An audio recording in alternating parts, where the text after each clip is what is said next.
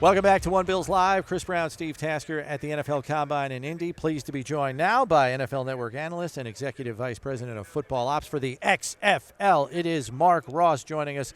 Always good to see you, Marc. Thanks for spending some time. Appreciate it. My pleasure. Once a bill, always a bill. That's right. You guys. So we've got a situation that happened here earlier this week that is pretty seismic in nature. A guy that's considered to be the top prospect in the draft by many people, Jalen Carter, has a major off-the-field situation that happened after he interviewed with just about everybody in the league that he met with here at the NFL Combine.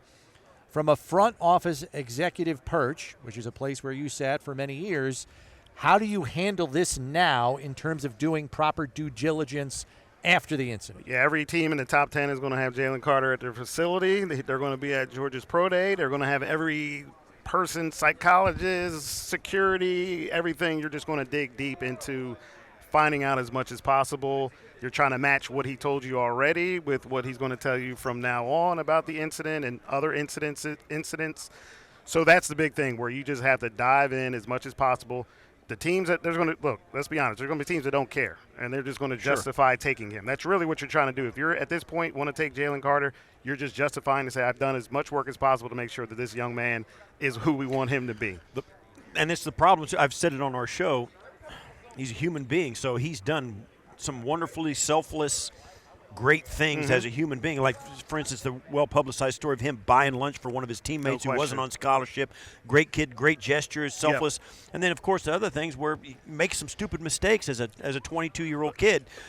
It's a balance, and you can't expect the guy to be, squeaky clean. Well, you can't. He's not Gandhi, but. Yeah, well, here's the thing that happens. It's the problem. It's like one thing shouldn't just define a person, whether it's good, bad, or indifferent. Right. People have multifaceted personalities and things that they can do. You can do great in a charity and then do other things that aren't great, and that can be all part of one person. So that's what Jalen Carter is, just what these teams are going to dig into, what information they already had leading up to this point, what they got out of the combine, and now put that all together and say, okay, we feel comfortable with this young man. We have a receiver class that by many accounts is lacking in true alpha males, number one plug-and-play kind of guys that we've seen the past several years. How does that change the approach of general managers? Because if you're drafting in round one and there are receivers that are borderline with that grade, maybe they're a late one, early two, but they lack elite physical traits, which we see a lot of GMs lean towards in the early rounds. How do you square that when you have somebody like Zay Flowers, for example, who's 5'9", 182, and can run all over the place, but he's 5'9", 182. He's lacking some elite physical traits that you often see come off the board early. How do you square that as a general manager? This is where you have to stick with what your evaluations were as far as the true value of the player and what they can and cannot do, and not get desperate and overvalue players because you may need that position or because the supply and demand, the supply is not there, so we're going to demand it even higher. You have to say, these guys are second-round picks. Let's not put them in the first round just because we think we need a receiver and we're desperate for a receiver. Now, you may see some teams do – you're going to see teams do that. Right. And the better teams, though, stick with, hey, this is what this guy's true value is. We're going to take him at the right time for what that dictates and not put them somewhere they shouldn't be. Need is a terrible evaluator. Brian Billick said that with the Baltimore so many years ago. If you need a player, it doesn't make him better. No question. You might be stuck with taking him, though, and that's where these teams find themselves in this. And plus, how does a front office on the draft day in a room, you've got a really good guard or a really good safety or a great wide receiver and a really great corner. Compare apples to apples to oranges. How important? At that point, all the meetings that you've had with your coaching staff, with your scouts, all of there, you should know draft day who, when you're valuing them, your board should be set up to see in their same bucket. So you're not completely out of whack. Now, I've been part of the best picks where we stick to the board and we stick to the guys, and I've been a part of some bad picks too where we thought we needed a player and we got desperate and we skipped over players that we had on a higher on the board and went to another position that we thought we really needed, and they turned out to be disasters. So, and every team has those stories. Not every team is not 100% on their picks. every team has their stories where, yes, you talk about it ad nauseum leading up. We're going to stick to the board, stick to the board, stick to the board. Then you get there on draft night, and you're looking at it, and you're talking yourself out of what you should and shouldn't do, and you make mistakes when you do that. The tight end class is getting an awful lot of hype. Some are saying it's the best group in a decade at that position. We've seen that position kind of morph and change as this has become more of a passing league. I think the teams that still want a tight end that can keep a defense guessing in terms of what's coming is preferred over a Mike Gesicki type. He's a receiver. Like, you know what I mean? So are there enough of those multifaceted guys in this class, or are we strictly just talking more often than not with this group, pass catchers who are going to be a nice place to pivot if maybe the receiver value isn't there because you got a tight end that can help you almost as much? Yeah, I think when you see the Kelsey, and he's going to be the standard right now, what he does, and that's what everyone wants. Hey, does Kelsey need to get in there and dig somebody out? 3rd and 1? No, stand him on the sideline. Let's just have him catch 10 balls. I think teams would still prefer that these athletic guys that can make big plays for you. And this draft class, as you mentioned, Dalton Kincaid, I think he's phenomenal. Yeah. But he gives you a little bit of that blocking too. Ideally you want the mismatches, and you want guys that, especially if you got receivers, and now this guy works the middle, and we put him in different places. That's what you want. If there's a guy, I don't see one in this class that is just phenomenal at doing everything. That's just a rare breed anymore. Is there a guy in this class that plays like a Saquon Barkley who is supremely gifted at his position, but the position is devalued a little bit, or like a middle linebacker who could be a general, like a Luke Kuechly type, or Mike Singletary type guy, who's a transformative player, but at a position that is kind of hard to value. Well, the running back and position, how do you handle that? the running back position now has been devalued, but I think the Alabama Gibbs is just phenomenal. I love his skill set. The Alvin Kamara comparisons are real. I mean, I never like to do that with players. Right. But when you watch him, it's like, gosh, yes, he does kind of play like Kamara, just his slickness and his hands and the way his balance. So, but where is the value of running backs now? Is it top 10? Is it top 15? Is it second round? And, you look at what the Chiefs did, just throwing Pacheco in there, a late round pick. Like, well, let's just get a guy like that. So, yeah, I think depending on where your team is and what your other needs are and how strong you are at certain positions, then you can kind of take some of those undervalued positions. Right. We've seen the Chiefs have to pivot and put a lot more young players on the field as Patrick Mahomes' contract gobbles up more and more of the cap now that you're into like year 4 of his extension, year 3 or 4. The Bills are kind of not far behind in that area, and we saw the Chiefs do it with great success last year. Jalen Watson, Josh Williams, Trent McDuffie, Pacheco, as you mentioned, even Sky Moore. They had like 5 rookies on the field playing a lot of snaps. No question. And by the end of the season, they were making major contributions. Look at the Super Bowl alone. All of them flashed.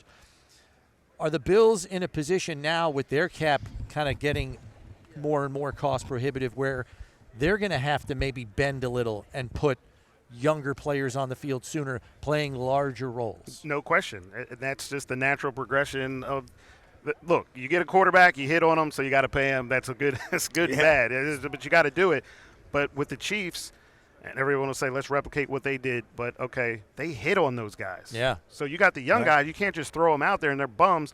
Man, those guys were players. And they're clear to see that those guys are players when you watch the Chiefs play. And the better Mahomes is, the better he makes everyone else. And that's what the Bills are hoping with Josh Allen, that he's got to make those guys better as well while the team develops and grows if these guys do turn into players.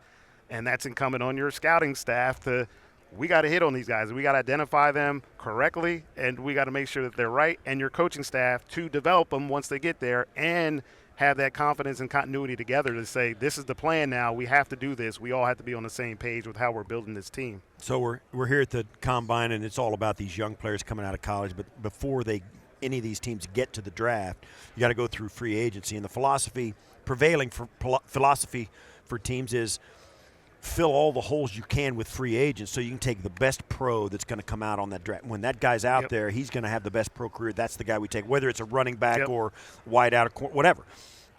How do you so every team's got 31 different cap problems and spots on the cap. So for a team like the Bills, they've still got to do some work to get under.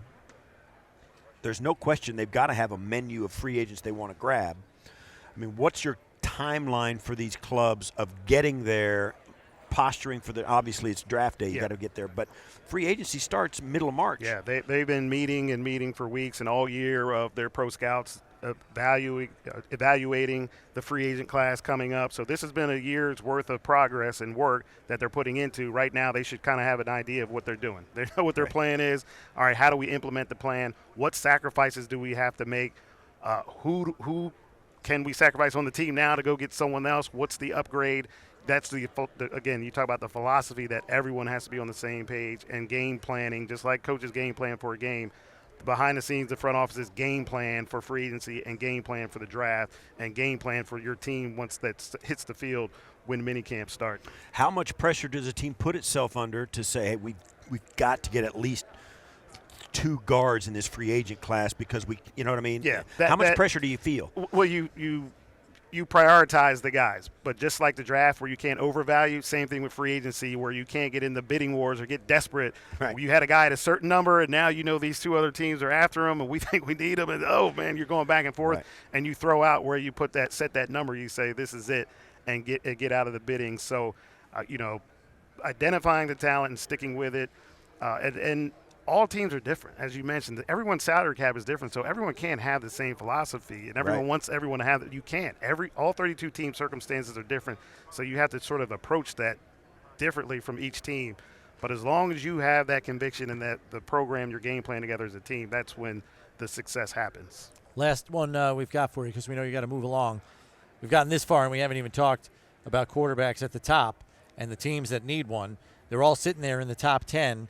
Could we see a wild top 10 with a lot of movement up and down the board here because of how desperate some of these teams are? I think, and of course, talked about all the quarterbacks and their true value and what they are and what you may or may not think about these top 5 guys, but teams see that's what you need, and teams are going to get desperate, and you can essentially look at 8 teams in the top 10 and say 8 teams need them for some complete desperation. Some have an older quarterback that they want to get better and develop, but they all have different circumstances. Like 8 teams there besides Philly, and I love Chicago. I love Justin Fields, so that's not a conversation for me. But all 8 other teams there, for different reasons, could get desperate for a guy. So that could be like crazy. It could. And how do you, real quick, how as the team like Chicago? Like, we know they're playing one against another to try to milk as much as they can out.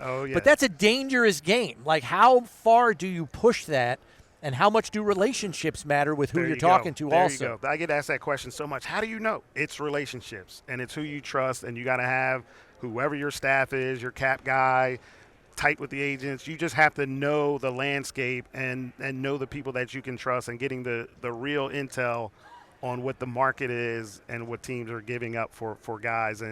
But Chicago's got they got to be feeling good about where they are right now. But what are the chances that Chicago trades twice? Like flips out from 1 to 2, and then 2 to 6, and then 2 whatever. Yeah, it's possible. It's definitely possible. It's got to be the right offers. But again, their position that they're in is amazing, and they need a ton of talent. So I think the more picks that Chicago can get to build around Justin, the better. Marc, thanks for the time. Always good to see you. Pleasure. Appreciate it. And thanks for setting us straight. That's going to be a wild top 10. I really think it's going to be nuts. Yeah, let's build it up. Build the hype up, too. We got to do that.